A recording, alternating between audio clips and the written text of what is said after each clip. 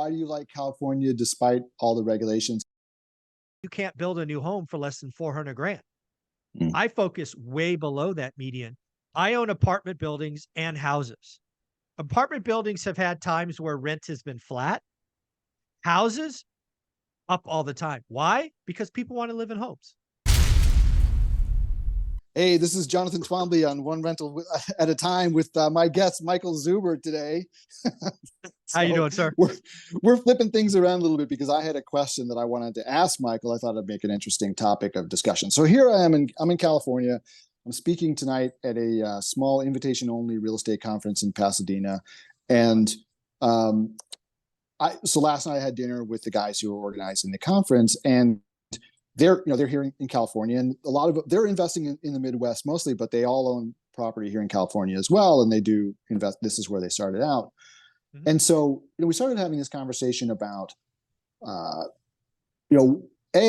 is it that people are so down on California for investing, but B, there seems to be plenty of people making money in California, despite the fact that there's all kinds of stuff that's unfavorable. So why is that? And we got into this whole discussion about kind of onerous regulations in California and things like that make it really hard for developers and for real estate owners. And some of it surprised me a little bit because I was like, wow, this is even worse than New York, which is famous, right? So but then this morning I open up my email and there's an email about how, and I think it might have been on Business Insider or something, about how California is taking some steps to kind of liberalize some of its regulations to try to make it easier to build. And so what I wanted to ask you, Michael, was, you're obviously heavily invested in California real estate. So why do you like California despite all the regulations? And B, do you think that the reforms that have gone through, is it just lipstick on a pig, or is this like actually going to really help, even if it helps in a small way? Like, is it meaningful? Yeah. So I think there's a couple of things there. One of the reasons why I like California, frankly, is the regulations that are they're very tenant friendly. That's no secret, but you can plan for them. It's not like they come out of left field, right? So if you happen to go through an eviction, you should plan for 3 months. What does that mean? Well, you budget, you reserve for things like that. The eviction process, once started, is rather predictable. They've added additional things, like if a tenant's been in your property for X years and they have to move because of a rent bump, and they added rent control and all these things. But in general, at least as an operator, you can plan for all of them, right? You can work it into your model. Second, I have looked at historically the intense regulation, the intense inability to build cheaply, frankly, as an insurance policy to the downside, right? Because, I went to build a fourplex one time on a piece of land in, I forget the exact numbers, but it was like 90 or 100 grand just to review the property, not get a yes answer, just to look at it. I'm like, really? These are the things that happen? So when you can get into the cycle and you can make sure something cash flows day one with fixed rate debt, you have that kind of downside protection, which I truly enjoy. Plus, California is a big state. I mean, a lot of people talk about like San Francisco or LA is California. I don't invest in either city. There's this entire kind of region called the Central Valley that is, certainly more red than blue. So there are pieces inside California that lean more red than deep blue, which I appreciate. And I choose to invest in a part of California where the median home price is probably 4x below the state. I think the state's median is like 600 or 700. Where I'm at now is, like 300 or something. So there are ways you can stack the chips in your favor, and that's where I've been for 20 years. So I control my downside and let the upside take care of itself. Now, so just on that point, before we get into the reforms, I mean, this kind of like relates back to what we were talking about in the last episode about how capital now, we had the chase for yield on for a long time as the capital that was typically staying in the coastal markets started going out to Texas and the Carolinas and these other places. And now you're seeing the retrenchment happen, which is what people warned about 10 years ago. but it happened. It's like the cycle was so long, people forgot all about it, right? But now it's happening again. And I didn't quite kind of finish that point in the last episode, so I hope people can piece it together. But this is so what you're talking about though is like on a really ground, sort of ground level, granular way. This is what that means, right? You've got like you're gated here, right? Because even though there's a lot of land in California, you can't build, so supply is constrained. So if you can get your foot on the ladder, you're pretty protected, right? And as long as if you understand the regulations and you can plan for it, and you just kind of work that into your business model, then what you're talking about is you're never having a Phoenix type situation where your property, your rents are crashing and your property prices are crashing. Yeah, let's just talk about the full story, right? The only time I've had to do rent specials was actually 2006. And the reason I had to do that is everybody was buying, right? I remember vividly turning down a couple of tenants because they didn't qualify for credit or income, and they bought a home. So other than that one-off, crazy, ludicrous environment, it's the only time we've had to do move-in specials. And even if you want to break it down further, I own apartment buildings and houses. Apartment buildings have had times where rent has been flat. Houses, up all the time. Why? Because people want to live in homes. And oh, by the way, people want to live in affordable homes. And even in Fresno now, you can't build a new home for less than 400 grand. I focus way below that median. And, I'm buying the old slumlord junkers who need a lot of work and then put fixed rate debt, fix it up, and hold it forever. So I'm doing everything I can to protect the downside.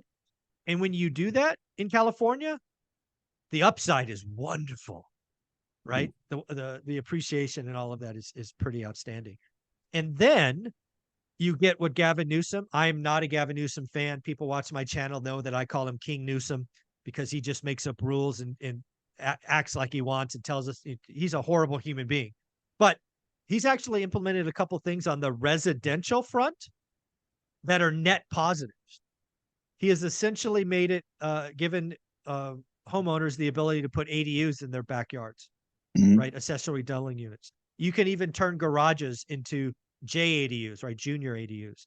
So there is a path, and it's just starting. I think this is about a year old, where you can essentially turn a single family home into 3 units if you want it.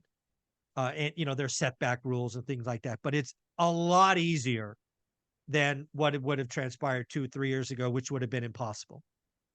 On top of that, they've just rolled out something, I think in the last 90 days, that allows you to kind of segment off that unit in the back and sell it individual. Right. So in theory, right, you could buy a house today. In my opinion, you'd want alley access or a corner lot. You could buy a home, assuming the setbacks are right, build another home, sell this one off and keep this one, or, you could do lots of things. So a lot of this stuff is in the very early innings, but I think it is a net positive because we have a housing problem. And oh, by the way, in my opinion, we have an affordable housing problem. The beauty about ADUs is you're going to build them about 800 square feet, somewhere between 650 and maybe 900 based on my research. We need smaller homes for single people for this. We don't need more McMansions for millionaires, but that's all that pencils for the last decade in California. I think, again, kudos to Gavin and team. I think they've done some very wise things that hopefully over the next 2 or 3 years, because, myself included, I don't trust him, frankly. So, I'm trying to do one now. It's proving a little bit harder, but it's so new. But I think it's a net positive. And oh, by the way, if you happen to be a homeowner like I am, I own more than a few, it could really explode values down the line. So again, protect the downside. The upside looks, better and better. And what about, I was reading today as well that there's, this article had mentioned some reduction in red tape around building big projects. Like they were referencing this very large project being built in San Francisco and about reducing regs around office conversions and things like that. Like, do you see these things as being actually meaningful in terms, because oftentimes what you see is government says it's reducing red tape, but then they go and they make some other red tape to replace and it winds up being a wash. Mhm. but So do you think that this is actually changing things? I think again, I don't generally play in the big development, so I will just give my historical opinion. Mm, I think what they're lowering on that side, they're raising somewhere else. I mm, think it will be by project specific, and it will be for Gavin's friends and no one else, in my opinion. Hope I'm wrong. The second one, the office conversion, I really believe that has legs. mm, I believe if you fast forward a decade, maybe 15 years, I would be willing to bet some significant amount of money that there will be downtown living in San Francisco. mm. Right now, financial district, very much office and all of that. I think it would be a huge catastrophe if those office all went storage, which is frankly an easier conversion given the Mm. footprints. I really do believe and have real it's hope at this point, but I really have real hope that we have pretty significant amount of offices converted to residential. I think that would be a net positive, and that would set San Francisco up to come back. Frankly, you make it more of Yeah. a population centric versus in and out commute. You remove a lot of office, so the office that remaining gets higher values. Um, it's a huge hope. I really do hope that that happens. Yes. Yeah, I mean, I have a couple of sort of comments to add on this. One is that it could just be like wishful thinking on my part, but I don't know. I feel like there's starting to finally be a little bit of recognition in some of the blue states. They really have to change their housing policies, because the reason people are leaving, people talk about taxes, but that's actually not really the reason, except at the extreme high end. If you're a Right. billionaire, yeah, maybe it means the tax savings are real if you move to Florida, but for most people, it's not. The issue is the cost of housing, right? Correct. And so I think there's starting to finally be this recognition that, like, hey, if they want to compete, they've got to address the housing situation. So New York is now copying California with this ADU thing, Oh, just nice. very recently. So they're making it easier to build ADUs. I still don't think that. I mean, it's helpful, but I don't think that that's the real issue. I think the real issue is the all the restrictive zoning and the difficulty of just building in general. But I think there's starting to be a recognition about that. The other thing too is I think that there was this impulse starting in probably like the 1920s, but it really got rolling after World War II, where there was this idea that you should like segregate different functions of human existence into different areas. So like Yeah. work should be here, and this a lot of this was in response to the automobile, right? But it was like work should be here, living should be here. They shouldn't be mixed up together for God knows what reason. Because historically, everybody, if you think about where did people work, they worked in the shop below where they lived, right? Right. Or they worked, they had a farm, right? So they worked and lived in the same place. It's only like recently that we have this idea that you're supposed to like live one place and work another place, and you don't see this in other countries as much as the U.S. But I think that's finally getting undone.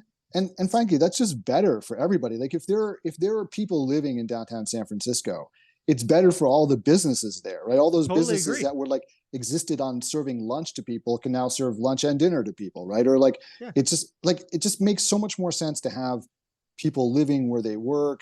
Totally It's agree. better for the environment. It's better for your mental health, like not having to commute.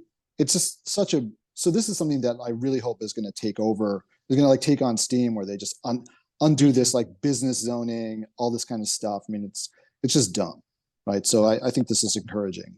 Maybe this will be Yeah. the silver lining that comes out of the pandemic is that it undoes this kind of Yeah. really I could see that. silly, yeah, I could see that. yeah, Yeah, I think, yeah, I really, again, I am not a San Francisco fan. I think San Francisco is so horrible today. I canceled my mm, season tickets, which was a lifetime goal because I felt it was unsafe to walk to the game.